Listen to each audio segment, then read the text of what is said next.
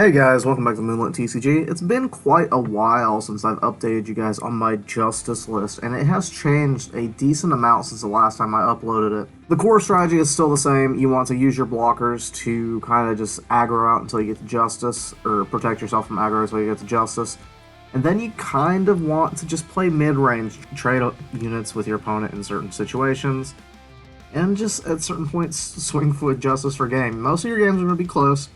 But usually you can stall out until you get there, is what I've found with this deck. And this deck is really fun, it's really good, it can blow certain matchups out of the water. But in my locals, a lot of people are playing Justice now, so it's a lot of Justice mirrors. Without further ado, let's get into the card by card.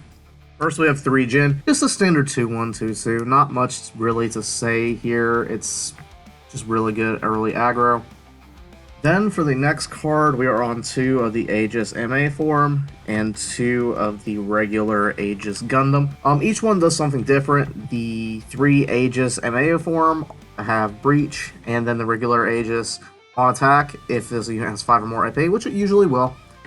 Choose one enemy unit that's 5 or higher, deal 3 damage to it. This helps the ping aspect of this deck to help us get rid of some of these more blocker-heavy decks in this format, and helps us out some of the larger units that our opponents are going to be playing relatively quickly. For the last red units we are playing 2 copies of Sinanju. However, we are not playing full frontal, because this just needs a pair to have high maneuver, and it deals 2 damage when it removes a shield. So not only is it doing damage to shields, but it's also removing problematic units and blockers for our smaller units, and we aren't really worried about rush with this, and we aren't playing Xeon units other than this.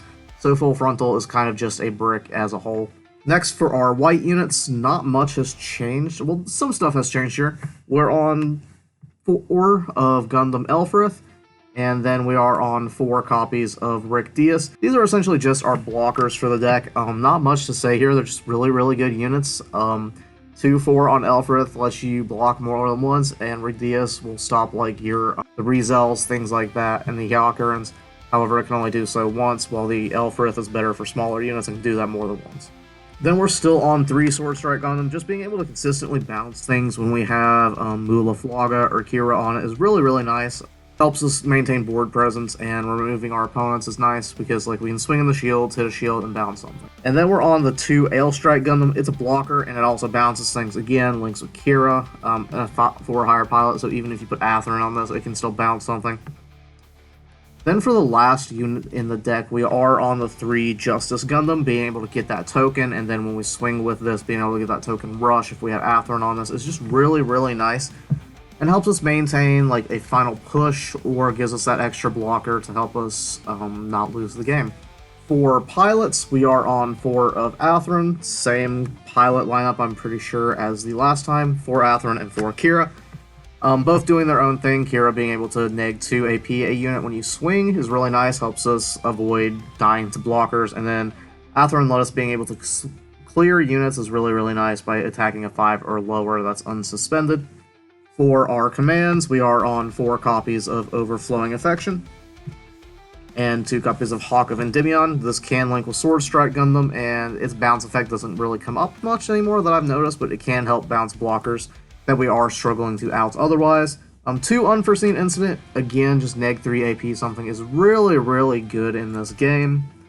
And then we're on the 3 Striker pack, because more blockers is just more blockers. For our bases, this is where the lineup has changed slightly. I'm no longer on Archangel, I am on 2 copies of Argama, because Breach is honestly annoying, and I don't want to deal with Breach.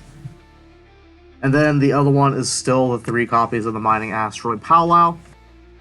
But that is the updated list, guys. Let me know what you think in the comment section below. What you guys would change, how you think this deck plays. From what I've noticed, again, it's just like you want to set up all your blockers and just play mid-range aggro. But yeah, that should be it. Let me know what other decks you guys might want to see. I hope to do some more replays now that I know about Mobile Suit Arena. And yeah, I will see you guys in the next video.